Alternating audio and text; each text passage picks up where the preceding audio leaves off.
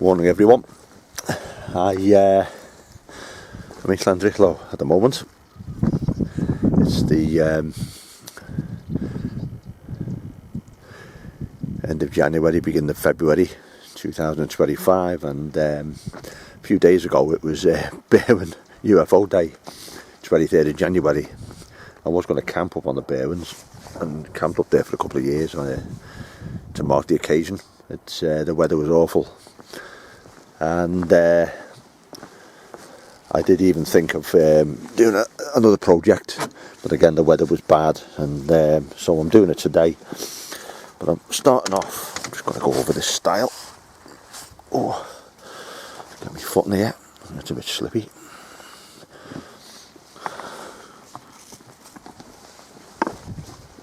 Oh, I'm just going to walk along this footpath for a few yards and get a side-on view of Pont Cillan. It's a very old bridge crossing the River Dee. That style I've just used, as the angle has used that. But I've decided to come here today to catch up on something I've been planning for a while, to be honest. Some years ago, Richard D. Hall made a documentary about the Berwyn case, and it was probably the best account of events surrounding the UFO. It was a UFO, of course, unidentified flying object, also an object on the ground.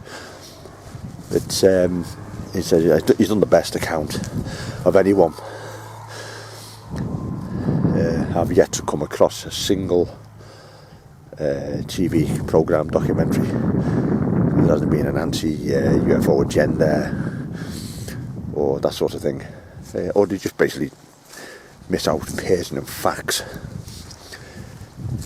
Anyway, I decided to come here today because partly I just want to go over to a stone circle. It's that way behind me over my shoulder. Stone circle called Tufos, and it's right next to a farm. It's a very old stone circle, Bronze Age, and across the valley there is a more well-known stone circle, Wiltshire, which became a bit of a focal point the day after the Berwyn events occurred. That'd be the 24th of January 1974.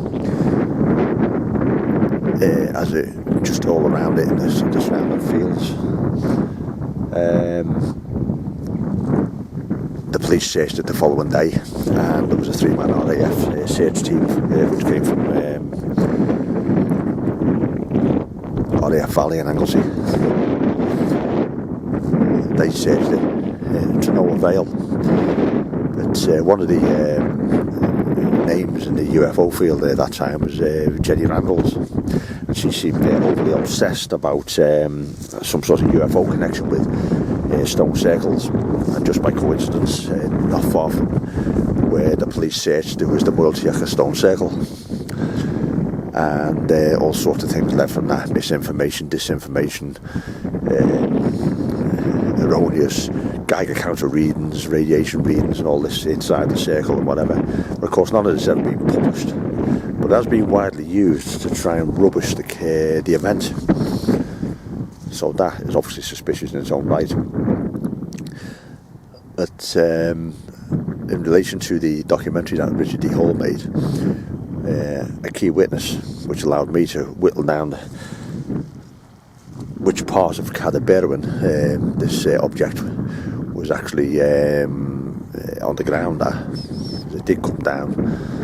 It's long been rubbish that it was ever a crash. It was a control landing, stayed a while, and then it cleared off. There's witnesses to all that. But about 3 miles from here, I'll be going there a bit later, there's a little farmhouse called Garth Goch, and a guy called Mike Saville lived there then.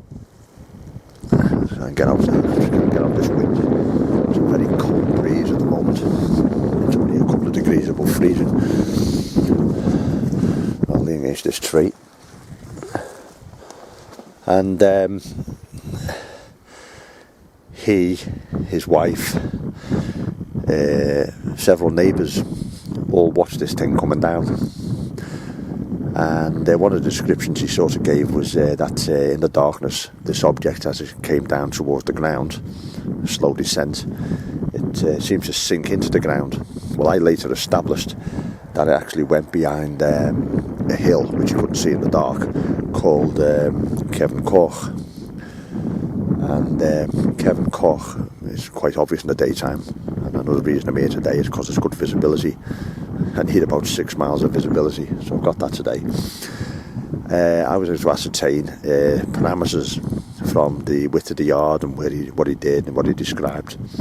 I was able to draw lines across a map, take into account the altitude and the width of this hill, and the altitude of Garth Goch and the summit of the Kevin Goch. And obviously, if it sank behind Kevin Goch, then it had to be lower than the height and the width of that particular hill. And that did away with a huge amount of mountainside on Berwyn, where this object would have been on the ground. And that's sort of irrefutable. So I'm going to go back there today and try and get a bit of filming in and take in that ridge and show it in daylight. But going back to the stone circle, say Jenny Randall seemed to obsess over it. She was into all that sort of stuff in those days, and in many ways she didn't do the Berwyn case any favours. The whole, as far as I'm concerned anyway, the whole idea of a search taking place on the hill above Llandderfel, which is a slope of Bronwyn, a totally different mountain to where the Berwyn case was, where the object was. Because of that, eyes were on that part of the land, and eyes then went on Berwyn. But they all basically, and other people like the skeptics, people like Andy Roberts for instance, they knew full well where that object was. They knew it was between 4 and 5 miles away. But it didn't stop them actually eliminating that fact and then moving everything to Llandderfel just behind me. The only involvement Llandderfel had in the whole event really is that it was the nearest village that could have become a focal point for the whole thing, and that hasn't changed, of course. You mentioned the Berwyn case, everyone, Llandderfel. In fact, it was over 4 miles from Llandderfel. And where the nearest Pass Evans was, on the B4391 road, when here and the two daughters were looking at it. That's a good 5 miles from Llandderfel as the crow flies. And there was other things as well. If you're on that B4391, where the nearest was, you can look across the range on a good day. You can't actually even see the multi-acre stone circle, because there's undulating hills in the way. Even though the trend's downwards, there are undulating hills in the way, and there's no visible line of sight. Yet the skeptics and the debunkers were quite happy to ignore the fact that she was 5 miles away and then move everything to where the stone circle area was. In Andy Roberts' case, just to try and rubbish the event. In Jenny Randall's case, just to try and forge some link between this object and the stone circle. But I'm going to go to one that way, to Voss, because it's equally impressive, but less well known. And it's just bizarre that not even 2 miles away is an equally impressive stone circle, and somehow that was written out the story. She seems to concentrate on the multi-acre stone circle to the exclusion of other stone circles in the area, which obviously in UFO terms is not even a blink of an eye. 2 miles is nothing, yet somehow she eliminated it. And there's other things as well. There's actually chambered cairns around. I'm just going to go like this. I'm just going to turn this round. There's Ponkillan over the D, but in the trees above there, a couple of miles further on, there's cairns there, buried in the undergrowth now. There's cairns that way. go round in a circle. There's a tree in the way there now, but through those trees there is Multiucha. There's cairns up there as well, burial chambers. Sorry, not cairns. There's two shall we say proper stone circles, which could have had burial chambers or cairns in the middle of them. A lot of them have been vandalised over the years by grave robbers and crude archaeology. That bank there, incidentally, is the old railway line that went from Rhuaben through Llangollen, Corwin, goes that way to Bala and Dolgech line onto Barmouth. There's something UFO, self-styled UFO investigator Russ Kellett completely seemed to ignore or even not notice when events were moved from here in another version, which was pure disinformation. Margaret Fry was fed this information years ago that there was a UFO recovery near the village over there. When she failed to take it up, Russ Kellett got involved in 1999. They fed the same story to him, except that they moved it 3 miles down the road to the next village, it's Llandderfel. We'll be going there later. And he knew that. But because he believed so much in what he was being told, which is absolutely bizarre, let's say Operation Photo Flash, if anyone wants to look that version up. It was so bizarre, he just chose to believe it anyway, even though he knew that they'd moved the events 3 miles away. And then in more recent times, that railway line ran right along the back of a field where the revised recovery took place, and he failed to notice it, even though it ran down one side of the field. And then when things started not slotting together, I panned them online.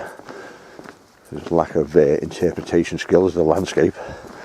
He then wrote a little book which is full of errors and the worst grammar you could imagine. And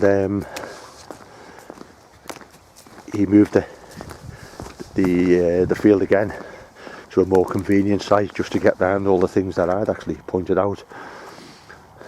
So in the first case he was duped in when it was moved, and in the third case he actually did it himself. So shocking state of affairs.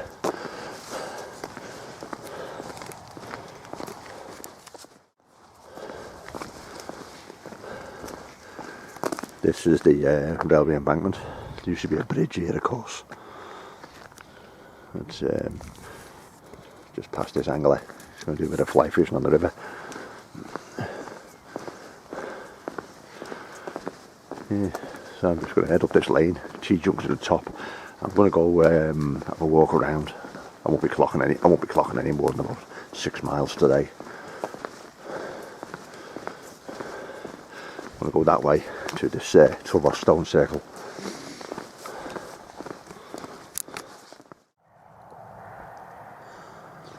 Slightly better view from this point here. Just stand back here.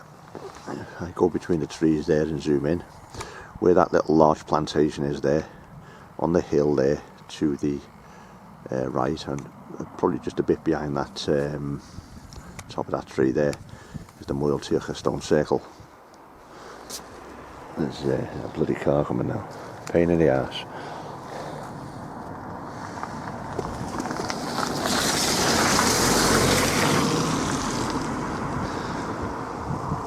I'm one of those characters. I come in the middle of the Sahara Desert.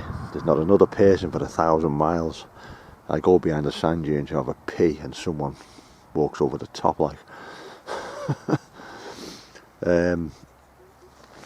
That conifer plantation there and the hill going up that it's growing on, that's called Kevin Penchletti. It's a ridge. Llandderfel village is down there. You can't see it from here. But on the night of the Berwyn, of course, when the earthquake struck the earth tremor at 8:38. They all piled out their houses, wondering what was going on. There'd been an explosion sound, which was a bit peculiar to them as part of that rumbling. And those trees weren't there then, but on the green fields above, some there, zoom in there, those green fields there,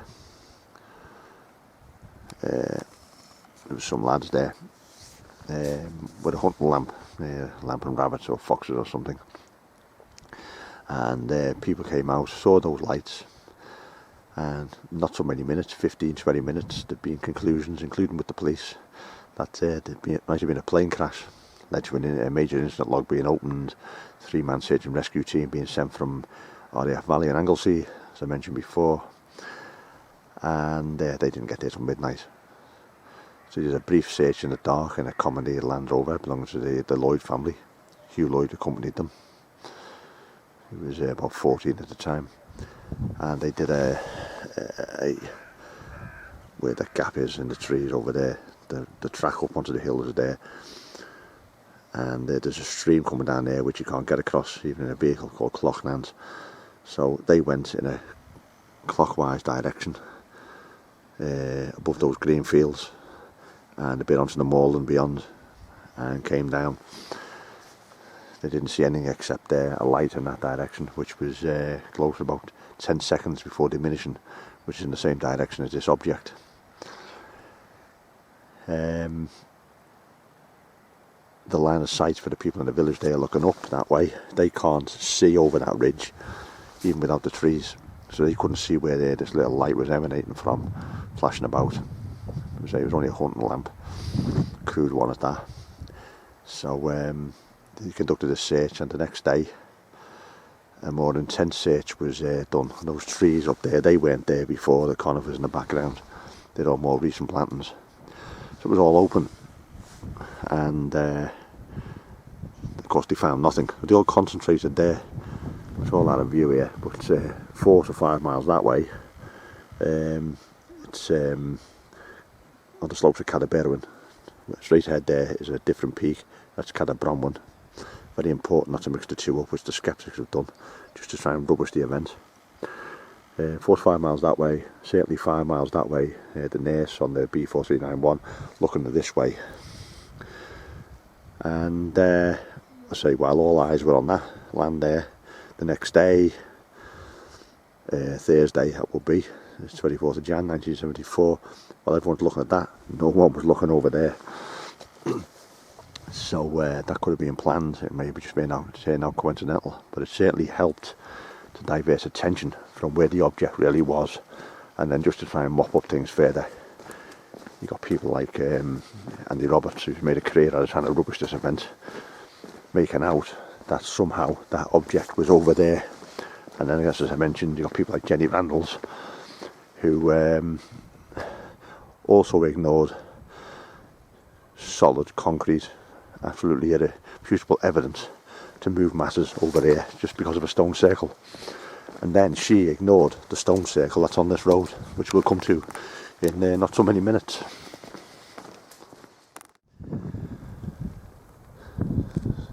Sun's in my eyes a bit, but if I just zoom in there, see that little bit of a little valley there in the trees. That's where the track going up onto Bronwyn is, and access to those fields up there. If I zoom in a bit, you can see a little house in the bottom there, a little white house. That's Llandderfel. There's 2 houses there. Llandderfel, the higher one, and Llandderfel is a lower one, about 100 yards apart. There was a woman in one of those houses who received a letter off Gwynedd Constabulary, as it was then, it's North Wales Police now, thanking her for the hospitality, as on the next day she provided cups of tea and that to the police and things like that. Ordinary vehicles are going to get as far as the house. After that it's a 4-wheel drive job. And they went up that valley and did a clockwise circle, looking at those hills. But in the background, if I zoom out and then zoom back in, those the high ground in the background, that's Berwyn over there. and behind the hill there is Berwyn. That's out of sight. You can't see it from here at this angle with the undulations. You can get an idea. The summit of Berwyn over there is about 6 miles from Llandderfel village here, which is in the trees down the bottom there. And I say if I go to there, behind the hill there, a few trees on middle distance, the UFO was over there, say about 4 to 5 miles away, depending on your perspective. And no relationship whatsoever with here, with this village or the land here, but it hasn't stopped the skeptics trying to move events there to here, just to try and cock everything up for people. It's nice and sunny today. It gives a good picture of the scenery. I looked at my binoculars just a few minutes ago. I can actually see the Moeltiach stone circle from here. Just gonna wade through this flooded road now.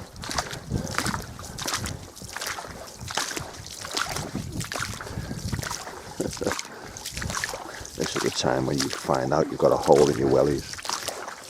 I'm okay up to now. I got caught out a couple of weeks ago to have a new pair of wellies. It's quite deep, that, 6 inches. Right. Onward and upward. Just a quick point, I've said this all the time when I make these type of videos, I don't like to edit them down, so it's more like almost real time. There's miles and miles of footage online related to UFO stuff, and when editing takes place, even in good faith, it's invariably wrong, ruins the context of everything. And then there's the idiots out there who deliberately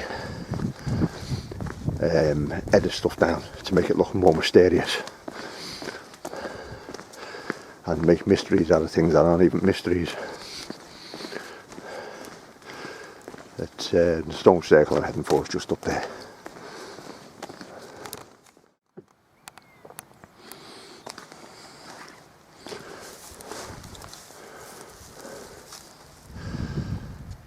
This, boys and girls, is Tremor stone circle. Huge boulders. Impressive actually. It's smaller than the Moeltiach stone circle, about 1.5 miles behind me as the crow flies. But the farm's called Tremor as well. You can actually go in the field if you knock on the door and ask them. I believe they're very accommodating, but I'm not going to bother today. It's this would have been just as it was in 1974. It's probably Bronze Age, like Moeltiach. Some dispute over its actual age. It's probably just had occupation right through from the Bronze Age right through the Iron Age, even into the Roman period. It's a significant structure for the early peoples, religious connotations. That is just, I find it remarkable that a significant stone circle like this. I'll just get down the bank. If we go across, I'll zoom in that way. That's large plantations, a good indicator. Right. On the hill there is the Moeltiach stone circle. I noticed on some archaeological things that they say, oh, there's no direct line of sight, but I'm stood here right by the stone circle and I can see where the stone circle is. It's actually on the ridge up there, and there is a direct line of sight, so I'm not quite sure what they're up to when I say that. It's quite obvious there's a direct line of sight, but for someone like Jenny Randalls to concentrate on a stone circle up there and be linked to claims that there's radioactive inside and not outside and all this. Not that any evidence that's ever been shown. And apparently there was some immediate interest in the idea of a cancer cluster, which Andy Roberts claimed must come from nearby Trowsvonnet nuclear power station, now decommissioned,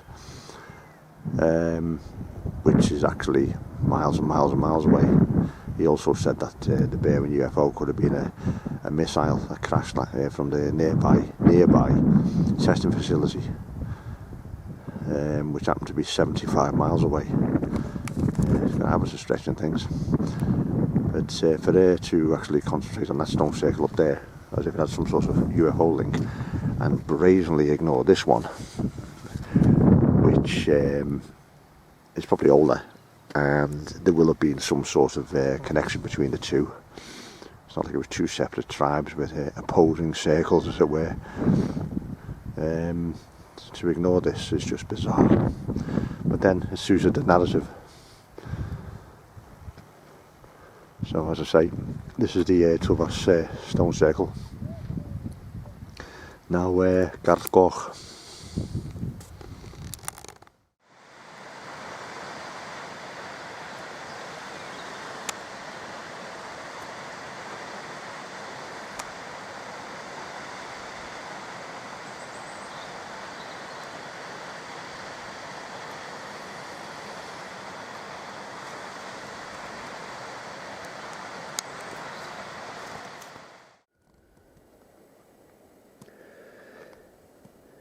It's a bit of a distance from here, but I'm just going to zoom in,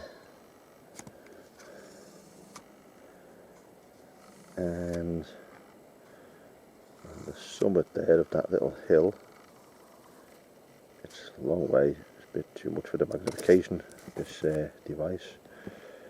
Let's see if I can get it. You can just make out, just there in the middle of the screen, that's the Moel Tiocha stone circle. Apologies for the shakiness. I haven't got a tripod with me, and the mist is just cleared enough to see it anyway, so for what it's worth,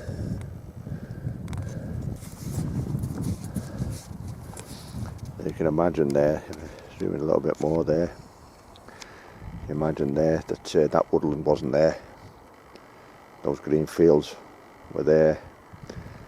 That woodland was fields, rough pasture, and the stone circles there. Just above that bit of a conifer, I know for a fact that as I walked along it, the path swings there and starts going to the right. That's the sort of clockwise direction. So where Hugh Lloyd turned with the police, it's not that far. It's only a few hundred metres, yards if you like, from that stone circle. So I can see why Jenny Randall got excited about it, but she was completely wrong. If I swing more, where are we? Go right to the woods here now. At that hill there, it's Moel Pierce, one of the undulations. If I just zoom in there a little bit, there's a lot of mist on the hill there. That is the summit of Cadair Bronwyn. If I go that way, Cadair Berwyn is over there somewhere.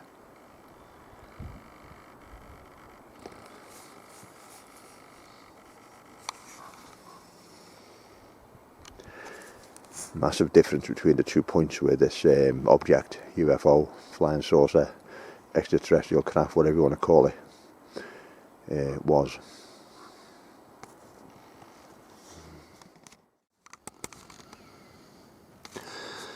Just come along this track, and if I just go here,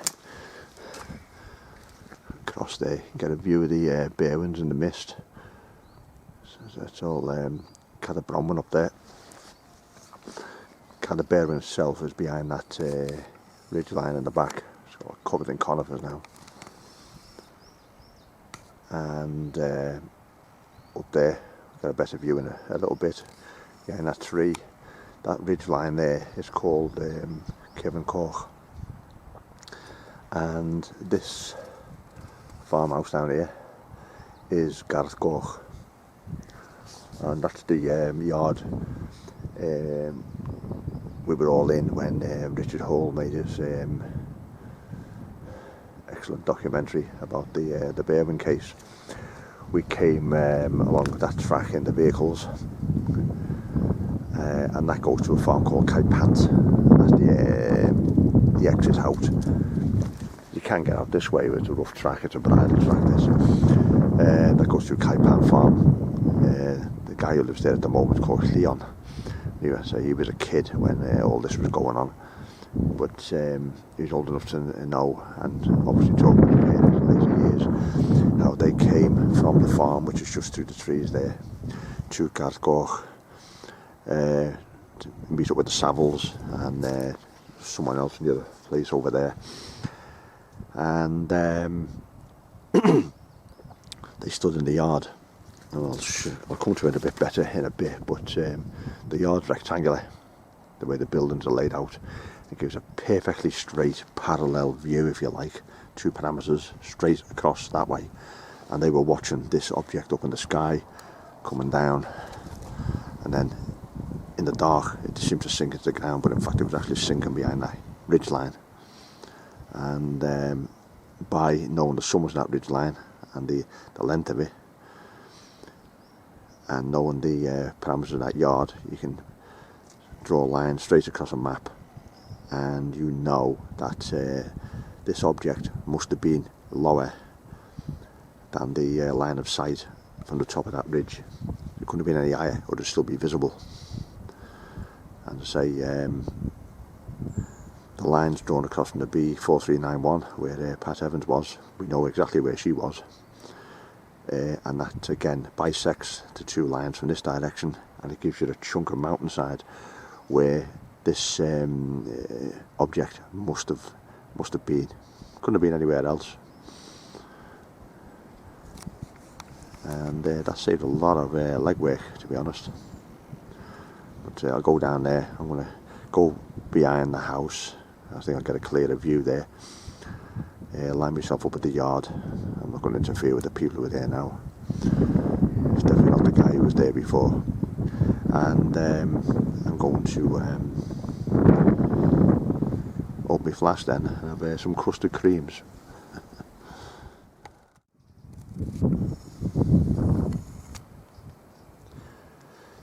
Tegid. Tegid, of course, is the Welsh name for Bala Lake in English. It's in Tegid. Kilforth, Gwyngadig, restricted byway. Wander down again.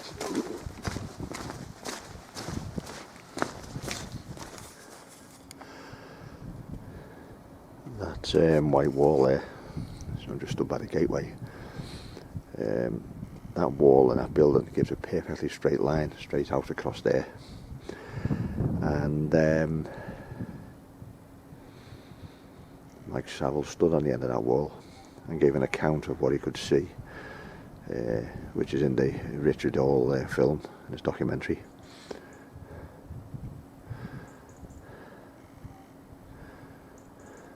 We were all sat in that yard in chairs while Richard was filming.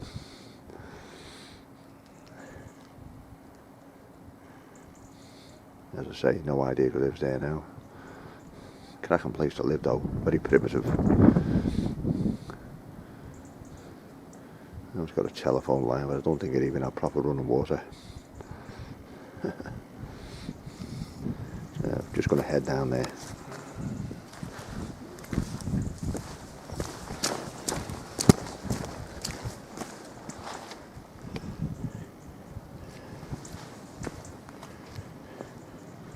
You can see that rectangular design of the yard, and that gave a perfect impression. When I came here last, when they were filming, there was a big high hedge along here. You can see the hazels there where they've been cut down. It obscured the view that way.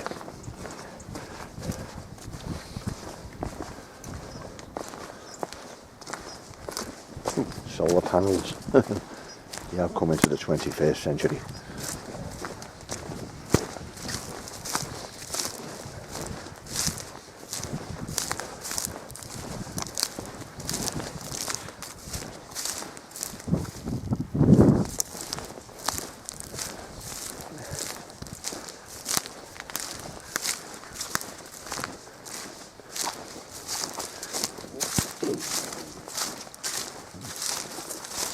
What I like about this sort of thing, practical field work.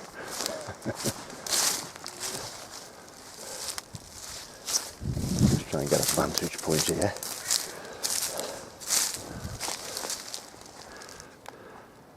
Zoom in there. That's the house there. Outbuilding rather. Now if I stand, would say, oh yeah, just here, zoom out and zoom in.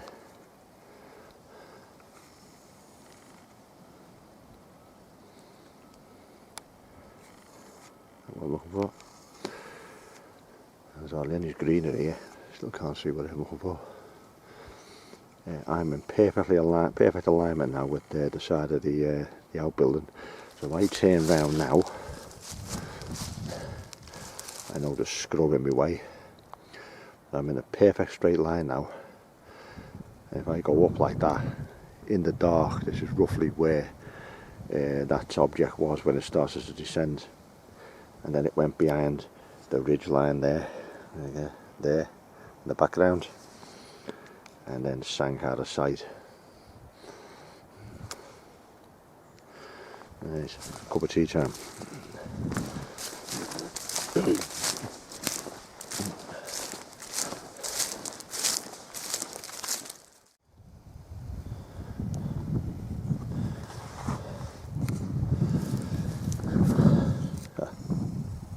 Custard creams. Awesome.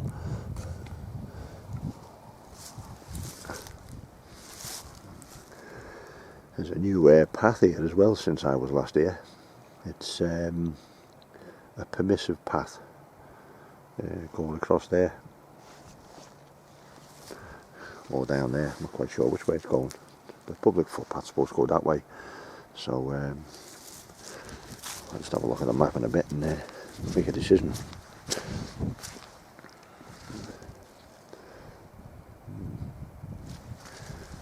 The permissive path is pointing that way. This is a public footpath. Permissive path that way. Look into that.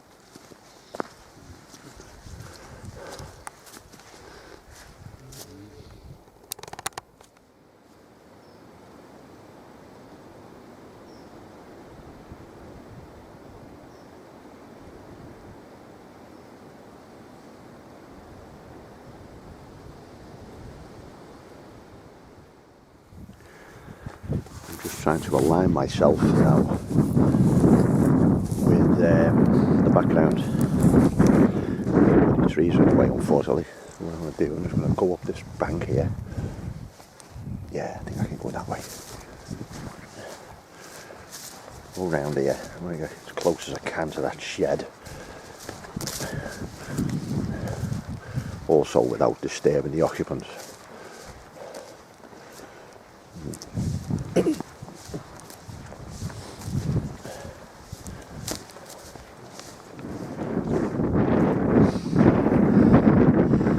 View. Now this ridge line here is Garth Goch, as I mentioned before. The highest point's obviously up there. And that's line, so it goes through that tree there. So it's going across that way there. So we know that the object wasn't as far as the summit. We also know the height of the land there. It's marked on the Ordnance Survey map as contour lines, where the forest gives way to the fields. And Berwyn is right behind that, straight across.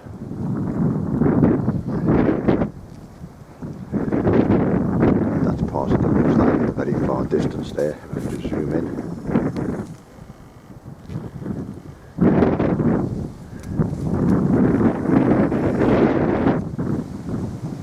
So we know that the UFO was colored the object. It was no higher than any part of that hill, and nowhere to the left where that forestry ends there. The forestry wasn't there, of course, when this happened in '74. This is all built. There's wind blowing on this, I apologise. It's an icy breeze here at the moment. I just have to put my gloves on.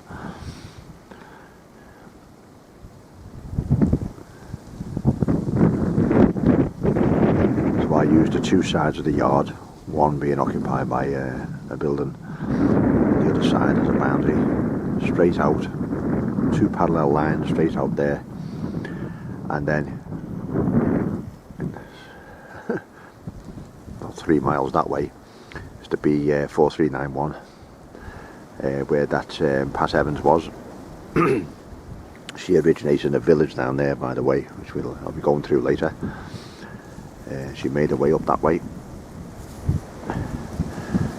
So by taking her two parameters across the moor, the mountainside, and the two parameters here, as I say, taking into account the height of that, is we're only about 150 feet lower than the ridge line there. So we've got a lot of blind space behind it. So that object was somewhere between somewhere between there and the edge of the wood, straight out. And all these witnesses that were in the yard here, in the dark anyway, they saw an object, bright object, sat there almost as soon as they left the houses here with the air tremor. 8:38 PM, 23rd of January 1974. Perplexed to see this big light in the sky, it stayed stationary. The neighbours were summoned, the old congregation in the yard here, watching this, and then about 9:10 it started to descend like that, and of course in the dark it just disappeared, as if it was sinking into the ground. But in fact it was going behind that hill. It was still about another 2 miles beyond the hill, but nonetheless it sunk behind the hill, and that was a perplexing mystery.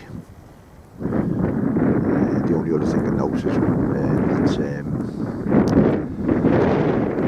Mike Saville said later on in the evening, so looking at sort of sometime after 10 o'clock perhaps, because Pat Evans only arrived there just before 10 o'clock, so this thing was obviously already on the ground when she arrived, which fits in with Mike Saville's testimony.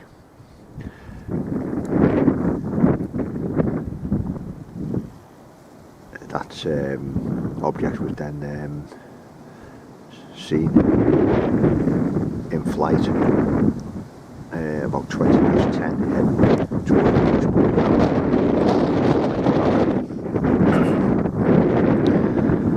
So it was excellent testimony by Mike Saville, because what he was saying could be verified by the geography of the land. He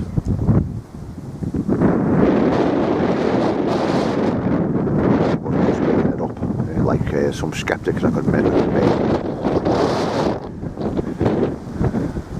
It's getting very windy now. Breeze is picking up. So that's pretty much it from there. That thing, ladies and gents.